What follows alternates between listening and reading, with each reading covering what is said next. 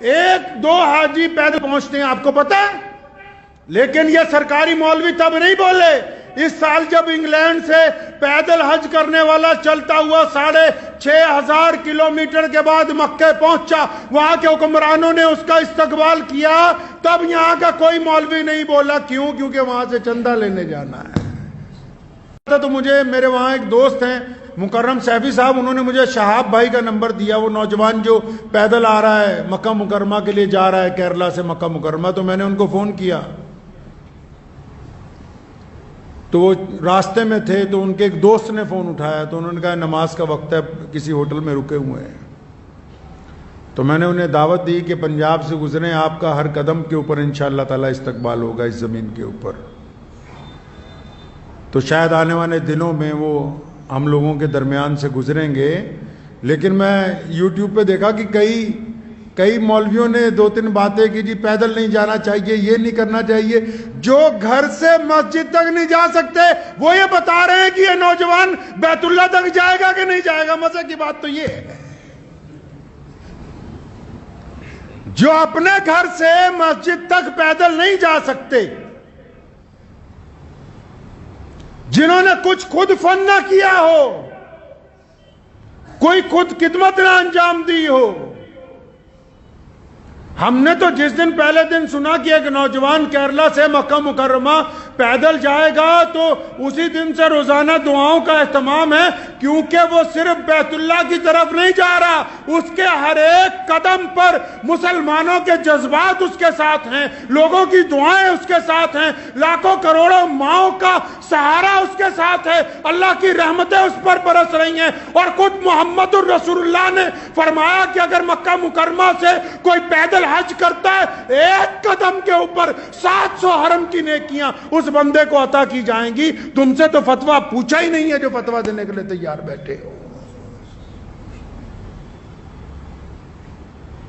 کتنے ائمہ ہیں، اٹھاؤ امام احمد بن حنبل رحمۃ اللہ علیہ کو، امام ابن تیمیہ کو، امام ابو حنیفہ کو، سیدنا حسن رضی اللہ تعالیٰ عنہ کو، کتنے بڑے بڑے لوگ ہیں جنہوں نے ساری زندگی بیت اللہ کا حج پیدل کیا۔ کتنی جماعتیں ہیں روز پیدل سفر کر رہی ہیں پوری دنیا کے اندر۔ دراصل بات یہ نہیں ہے، کئی یہ کہتے ہیں کہ نیت پتہ نہیں کیا ہے، نیتوں پر اللہ کا دار و مدار ہے۔ رسول اللہ نے فرمایا جس کی نیت اچھی ہوگی اس کا عمل قبول ہوگا، اور جن لوگوں کے عمل قبول ہوتے ہیں اللہ ان کی مدد فرماتے ہیں۔ وہ بندہ کل تک جس کو کوئی جانتا نہیں تھا، آج اس کے انتظار میں لاکھوں لوگ سڑکوں کے اوپر کھڑے ہوئے ہیں۔ صرف مسلمان ہی نہیں، اس ملک کے تمام لوگ، کیونکہ لوگ یہ سمجھتے ہیں اس بات کو اچھی طرح کہ جو بندہ اتنی دور سفر پہ اپنے رب کے گھر کی طرف پیدل جا رہا ہے، اس کے اندر اللہ تبارک و تعالیٰ نے ایمان کی دولت رکھی ہے۔ یہ اتنے عاشقان رسول اس لیے نکلے کیونکہ علامہ نے کہا نا کہ کی محمد سے وفا تو نے، کی محمد سے وفا تو نے تو ہم تیرے ہیں، یہ جہاں چیز ہے کیا، لوح و قلم تیرے۔ جب بندہ اللہ کی طرف چلتا ہے تو کائنات کی ہر شے اس کی مدد کے لیے تیار ہو جاتی ہے۔ مبارکباد دینے کی بجائے 1-2 لوگوں نے، ایک صاحب کی میں مختصر سی بات سن رہا تھا، تو وہ فرما رہے تھے کہ میں یہ فتویٰ دے رہا ہوں، میں یہ کر رہا ہوں، میں وہ کر رہا ہوں، تو مجھے بڑی حیرانی ہوئی۔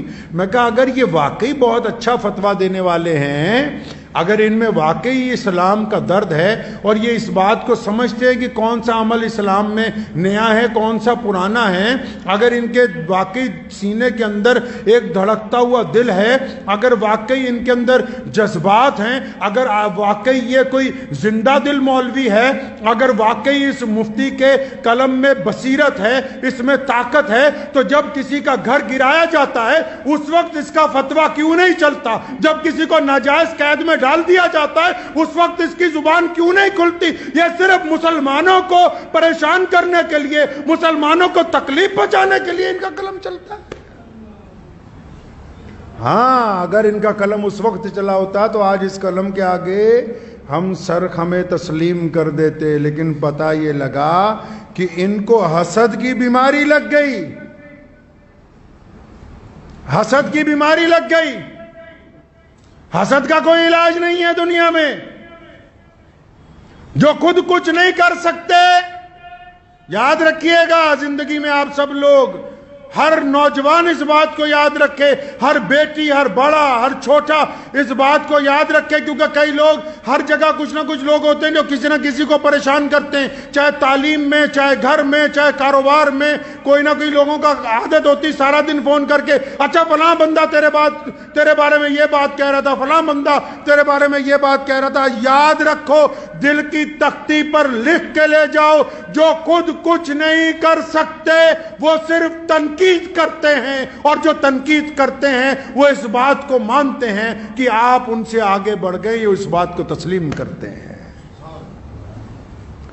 اس لیے شہاب بھائی کو کہنا چاہتا ہوں کہ اگر کوئی ایک دو لوگ تنقید بھی کر رہے ہیں تو انہوں نے مان لیا کہ تم ان سے افضل ہو. تنقید کرنے والے نے اس بات کو تسلیم کر لیا.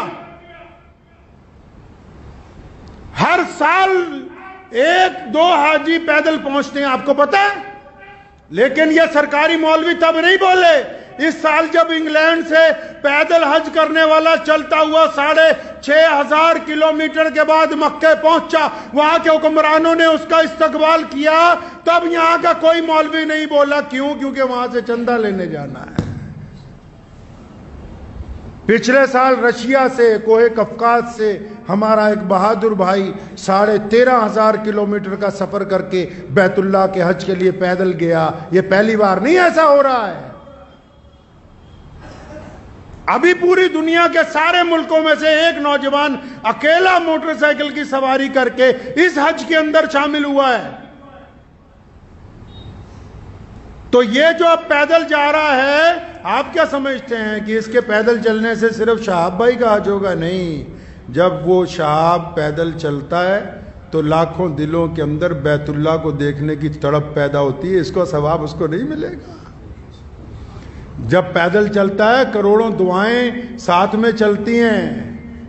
جب بیت اللہ کی طرف قدم بڑھتے ہیں نا، یہ ایسے ہی نہیں بڑھتے. تو کسی نے کیا خوب کہا، بس یہ شعر ان کی نظر کرنے چاہتا ہوں کہ قوت عشق سے ہر پست کو بالا کر دے.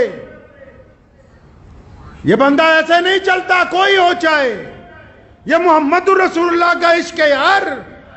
یہ حضور نبی علیہ السلام کی رحمتیں ہیں جو ظاہر ہو رہی ہیں. کہا نا کسی نے کیا خوب کہ قوت عشق سے ہر پست کو بالا کر دے.